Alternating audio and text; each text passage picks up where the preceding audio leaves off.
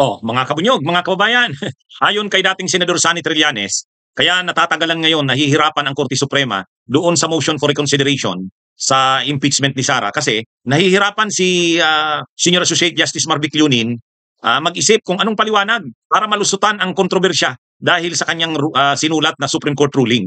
Talagang nalagay sila sa alanganin. Mali-mali yung facts nila na pinagbatayan ng desisyon. Kaya problemado ang Korte Suprema. Paano nila ito ngayon na malulusutan? This is actually an impeachable offense. Yung magdagawa sila ng panibagong mga proseso na hindi nakasaad sa Constitution, violation yon. Ngayon, pwede silang ipatawag dito. Kaya mabigat itong gagawin nila. I think si Justice Lonen, naghahanap pa siya ng siguro, ng possible way para ma-justify yung earlier decision niya. Pero talagang factual error yung yung basis